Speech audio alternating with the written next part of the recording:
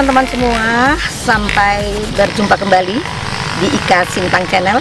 Kali ini saya akan mengajak kita semua untuk berbincang-bincang dengan Ibu Ria, pemilik lokasi kebun dan tanam-tanaman. Di antaranya adalah melon yang sebentar lagi akan panen. Dan lokasi ini akan dijadikan tempat ekowisata. Nah, oleh sebab itu saya mengajak kita semuanya berbincang-bincang dengan Ibu Ria dan melihat bagaimana sih kebun yang memang kita anggap menarik untuk menjadi tempat wisata.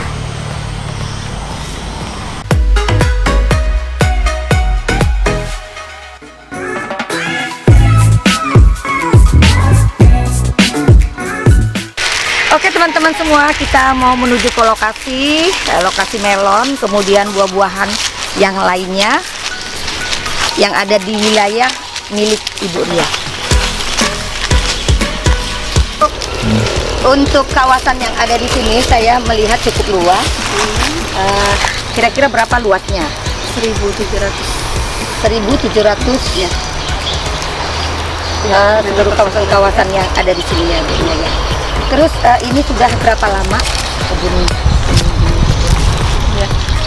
Kalau kebun ini sih sebetulnya sudah lama digarap ya Bu ya, dari belasan tahun, puluhan tahun bahkan. Oh iya. Karena waktu itu mertua kan profesinya sebagai petani.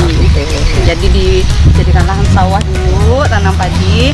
Nah jadi baru beberapa tahun terakhir baru kita coba tanam sayur dan buah. Terus ketika sudah menanam sayur-sayuran, kemudian juga buah-buahan, bagaimana penghasilannya setelah, apakah dia ketutup antara operasional dengan hasil seperti itu dan manfaatnya bagi itu semua yang memiliki kebun ini?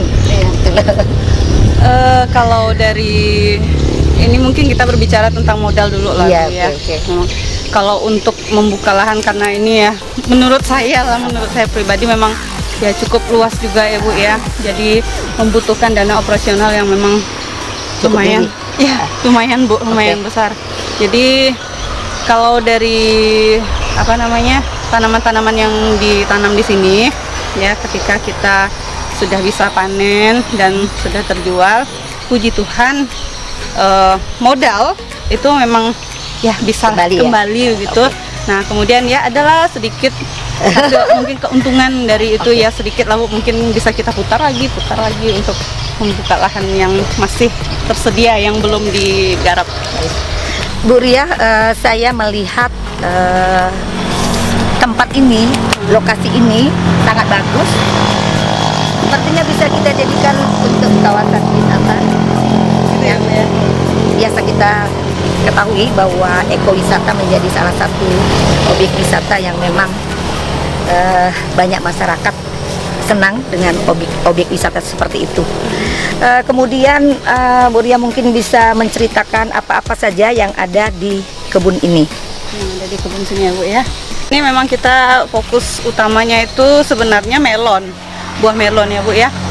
Cuma di sini melon ini kan setelah dia dipanen itu biasanya tanaman yang setelah tanaman pengganti setelah melon itu memang yang sama-sama jenisnya ya, akar-akarnya itu sama jenisnya. Nah biasanya kita ganti seperti kacang panjang ini yang ada di depan kita Bu. Nah ini biasanya, jadi di sini ada kacang panjang juga sayuran. Kemudian di sini juga ada cabai besar, cabai keriting di sini. Nah kemudian biasanya di sini juga ditanami tomat, itu biasa ada. Cabai rawit ada juga biasanya. Nah kemudian di sini bagian lahan paling belakang di sini itu baru saja ditanami dengan berbagai jenis sayuran. Itu mulai dari ada kacang panjang juga, kemudian timun, gambas dan lain sebagainya. Tapi memang fokusnya sebetulnya tanaman melon sih.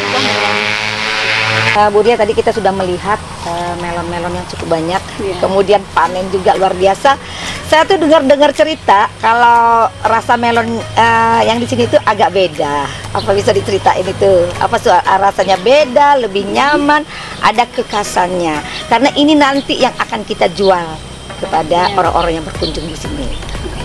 Kalau masalah rasa ya Bu ya, sebetulnya melon ini ada beberapa jenis.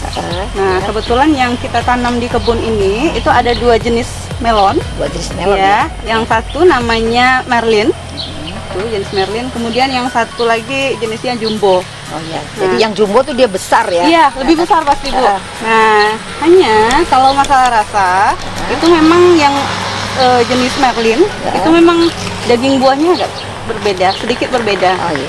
Nah, oleh sebab itu Merlin ini sebetulnya lebih banyak diminati oleh para konsumen. Khusus yang Merlin ya? Iya, Merlin. Karena Merlin ini daging buahnya tadi lebih kenyal, manis, dan warnanya lebih oranye dibandingkan sama yang Jumbo. Oh iya. Berarti melon ini juga kurang lebih rasanya dengan melon-melon yang lain gitu ya? Iya, sebetulnya. Atau apa ada pengaruh karena dia ditanam di kaki Bukit Kelam, mungkin rasanya agak sedikit lagi kalau gue. Kalau sedikit berbagi resep Bu ya, rahasianya sebetulnya tidak ada misalnya ada kelebihan mungkin cara perawatan atau bagaimana sehingga lebih terasa tadi daging buahnya lebih enak misalnya begitu ya Bu ya. Mungkin kelebihannya hanya pada perawatannya itu tadi sih Bu.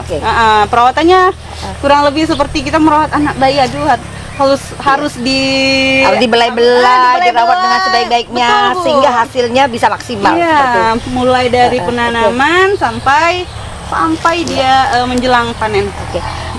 Yang tentu saja yang kita harapkan manfaat dari melon ini, masyarakat yang ada di Kecamatan Kelam Permai ini tidak perlu jauh-jauh lagi cari melon ke Sintang atau kemana ke daerah-daerah Tran lainnya, tapi di tempat Ibu Ria ini telah tersedia melon, sehingga nantinya kami meminta ini untuk ada berkesinambungan, jadi tidak putus gitu. Mudah-mudahan. Jadi ini nanti bisa kita pasarkan, kita bisa jadikan sebagai salah satu objek wisata yang ada di sini. Jadi warga masyarakat, baik masyarakat lokal maupun domestik, bisa melakukan perjalanan ke sini sebagai salah satu tempat kunjungan wisata, yaitu ekowisata. Kemudian Bu Ria, selain melon, sekarang ini kan yang kalau saya lihat kan menonjol melon, meskipun ada yang lain-lainnya. Apakah selain melon ini juga punya keinginan menanam buah-buahan yang lain-lain, karena untuk saat sekarang apalagi pandemi COVID-19 buah-buahan sangat dibutuhkan. Apakah ada punya wacana lain lagi? Oh ya begitu ya. Sebetulnya saya dan suami itu saya memang punya rencana kita akan membuka lahan baru, itu ada di sebelah kanan kita, di belakang saya. Di sana ya, karena kan yang masih 1.700 hektar. Iya betul Bu. Itu rencananya mau coba-coba ditanami semangka. Oh, semangka. Iya, mungkin untuk ya untuk melengkapi lah mungkin jenis buah-buahan khususnya yang sejenis lah seperti ini ya Bu ya. Ada melon, ada semangka. Karena semangka juga kan banyak juga peminatnya. Baik Bu Ria, saya melihat bahwa daerah ini sudah sangat baik, di mana lokasinya juga strategis. Jadi kalau datang itu langsung pinggir jalan, langsung kita bisa melihat kebunnya milik Ibu Ria. Nah, saya berharap ini nantinya dapat ditata lebih baik lagi. Kemudian nanti bisa kami nanti menentukan sebagai salah satu objek wisata di sini. Mungkin ada pesan-pesan terakhir buat kita semua berkaitan dengan ini. Pesan ya Bu ya. Mungkin pertama-tama saya akan mengucapkan terima kasih dulu nih Bu ya atas kunjungan Ibu selaku Kepala Disparapar ya. Yang sudah mau mampir ke sini, berkenan melihat-lihat, meninjau lokasi kami ini, lokasi perkebunan ya, yang ada buah dan sayurnya, khususnya di sini yang memang tadi Ibu katakan yang menonjol itu adalah melonnya. Nah, mungkin harapan sih Bu ya, mungkin bukan pesan juga, harapan saya mungkin untuk masyarakat, khususnya masyarakat lokal di Kabupaten Sintang, mungkin karena jarak tempuhnya juga dekat gitu ya Bu ya. Nah, mungkin saya berharap pada masyarakat mungkin lebih meningkatkan kesadaran diri untuk diri dan keluarga gitu ya Bu ya, untuk mengkonsumsi buah-buahan dan juga sayuran. Iya. Baik, oke teman-teman semuanya, kita sudah mendengarkan bincang-bincang dengan Ibu Ria. Saya berharap dengan bincang-bincang ini dapat bermanfaat buat kita semuanya, dan kami akan segera nanti merekomendasikan bahwa lokasi kebun ini akan dijadikan salah satu destinasi untuk ekowisata. Jangan lupa datang ke kebun melon Ibu Ria. Baik teman-teman semua, karena saat ini kita sedang dilanda pandemi, salam sehat selalu, jaga kesehatan, tetap di rumah aja, dan salam pesona Indonesia wonderful.